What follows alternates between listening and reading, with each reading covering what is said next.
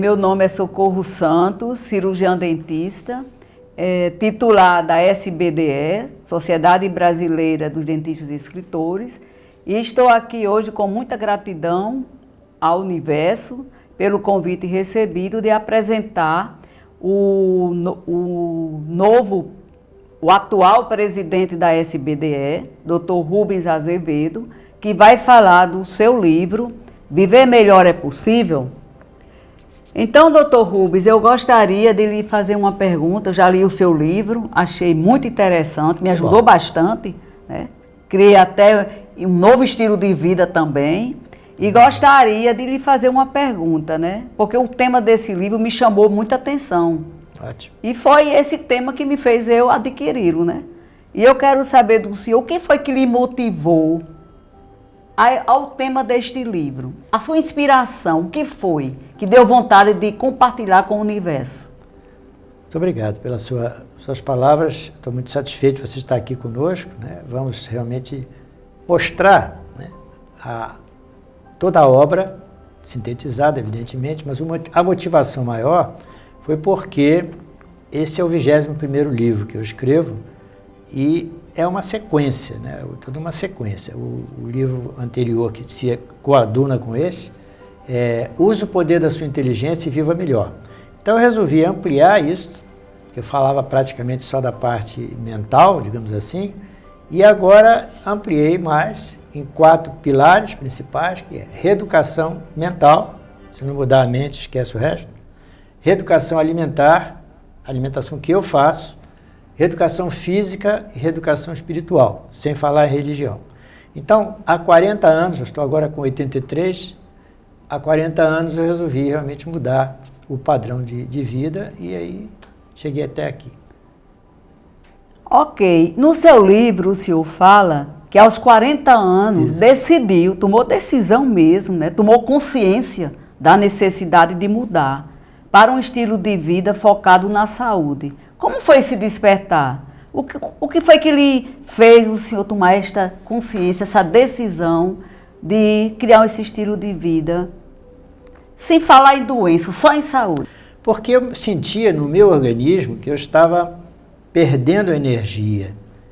Eu estava quase obeso, ou praticamente obeso, tinha problemas de saúde muito sérios, vários problemas de saúde, e é como você fala, né? O universo conspirou também para isso, graças a Deus, eu tive, vamos chamar assim, uma intuição, no sentido de pensar, ou eu mudo minha maneira de viver, minha maneira de agir, ou então eu terei problemas mais sérios que eu já tenho.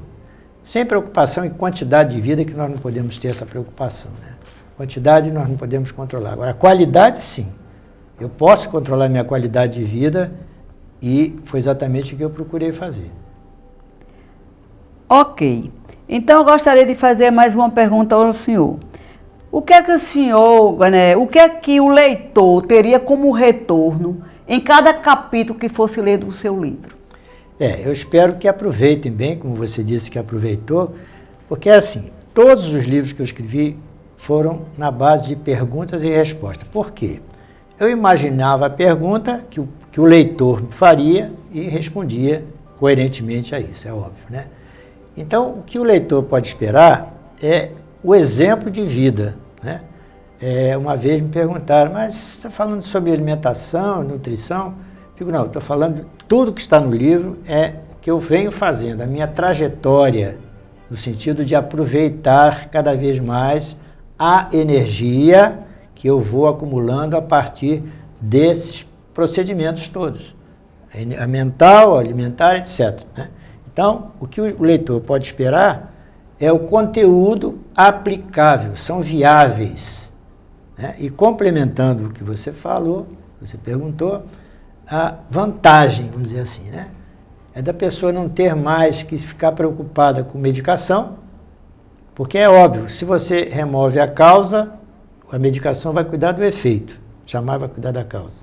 Então nós temos que evitar que chegue à doença e sempre cultivar a saúde. E repito, é perfeitamente viável e mais ainda, economicamente vantajoso. Ok. Segundo, né, o senhor informou, não tem mais o livro físico. Então, como é que a pessoa pode adquirir o seu livro hoje? Em qual via? Como? Se não tem mais o livro físico. Como é que um leitor, uma pessoa que quer se tornar o leitor do seu livro, adquiri-lo? Muito boa pergunta, porque, aliás, fizeram perguntas, eventualmente fazem perguntas. Escuta, se são 21 livros, como é que eu consigo os anteriores todos? Eu digo, infelizmente, foram esgotados. Por que foram esgotados? Porque uma tiragem pequena, né, eu bancando, né? E depois passava para outro título, outro livro, e aí assim foi sucedendo, e os livros foram terminando.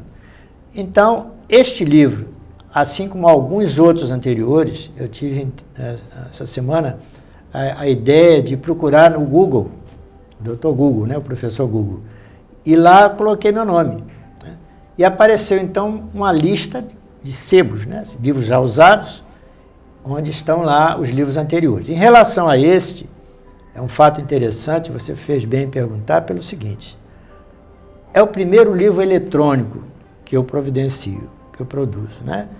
Porque o livro físico ficou inviável. Por quê? Porque eu sempre me preocupei com o leitor, literalmente. Isto é, o que ele pode, que você disse agora, perguntou agora, o que ele pode usufruir do livro, os benefícios que ele pode ter do livro, né? E também, por que não dizer, o custo. Eu sempre procurei baixar o preço para não ter prejuízo, só não ter prejuízo. Agora, lucrar com isso, não tive essa intenção nunca. Porque meu lucro, minha vantagem que eu levo, é que as pessoas possam realmente se beneficiar do conteúdo desse livro. Ok, com essa resposta o senhor chamou a atenção para mais uma pergunta. Isso seria como uma missão que o senhor tem de divulgar para o mundo aquilo que o senhor acredita? É verdade, mas eu complemento a pergunta dizendo o seguinte: esse livro, a sua pergunta principal foi essa: onde adquirir? Como adquirir, que se não existe mais o livro físico, né? Então, como eu disse, eu providenciei o livro eletrônico, está na Amazon, é só digitar o nome do livro, o meu nome, e também na Helvétia, que se escreve Helvetia, né, com T, porque é uma editora, está na Suíça, a sede é na Suíça, e então um dos dois, ou Amazon ou Helvetia, digitar no Google, e o meu nome, e o nome do livro, se for o caso, então vai aparecer onde conseguir, né? Mas, em relação à sua pergunta, também desdobra no seguinte: eu preciso sempre ter em mente a vantagem disso aí, né? Como é que a situação fica resolvida. Ok, então o e-mail, poderia colocar o e-mail do senhor, como seria? O e-mail está na própria divulgação que vai ser feita desse trabalho, entendeu? E não só e-mail, mas a rede social toda, né? Ok. A qual estou ligado, né? Então eu gostaria agora que o senhor fizesse suas considerações finais, né? Sobre o seu livro, como autor da sua própria história.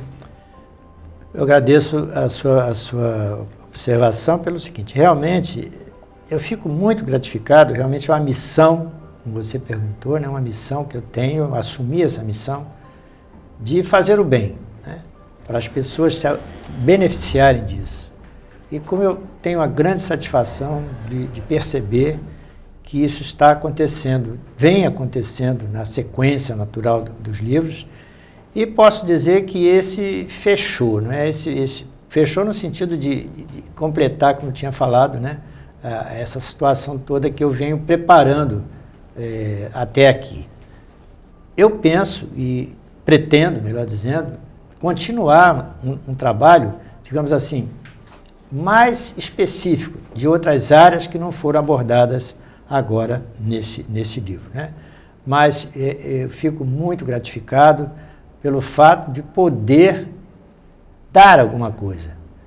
Eu tenho uma observação a fazer que é assim: nosso Pai Celestial, nosso Deus, nos dá tanta coisa boa, começar pelo dom da vida, é óbvio, né? Mas as benesses que nós recebemos, as bênçãos que nós recebemos. Então, acho que a nossa obrigação, a principal obrigação, é retribuir isto. De que maneira? trabalhando esse corpo físico, né? Está no nosso controle. Temos todas as condições de retribuir isso, dando o melhor tratamento para essa bênção que é a vida, né?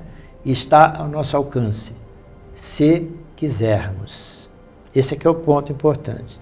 Muitas pessoas ficam na chamada zona de acomodação, zona do conforto. Ah, mas tá bom assim, eu estou vivendo normal, não tem problema nenhum. Quando acontece alguma coisa, eu tomo um medicamento, se for o caso, eu faço uma cirurgia. Compensa? Eu acho que não. Eu acho que nós temos que preservar o nosso organismo, abrindo mão de certas coisas, generalizando, que nós sabemos que são prejudiciais.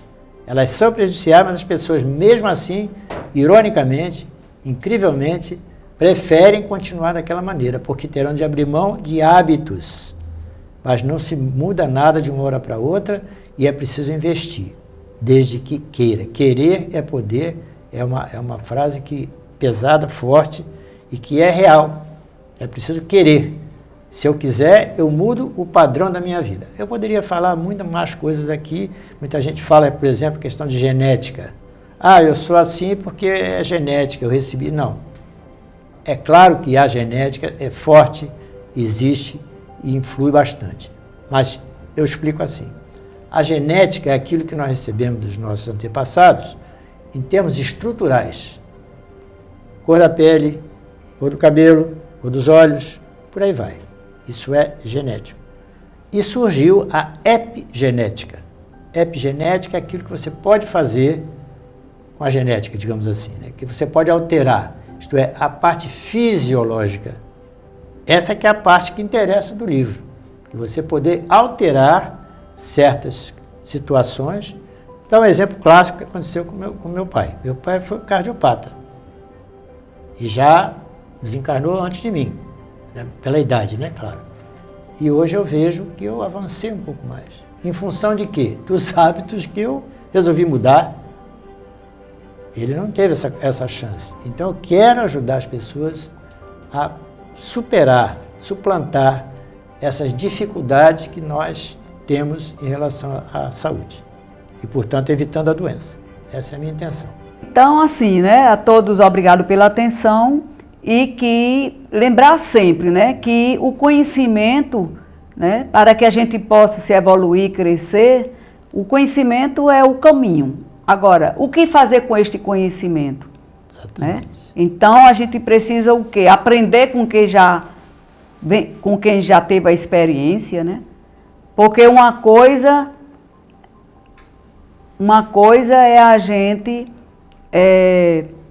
dizer, passar uma informação e a outra dizer que viveu aquela experiência. Então, Dr. Rubens, o senhor realmente, não é um exemplo do próprio livro, da sua própria história.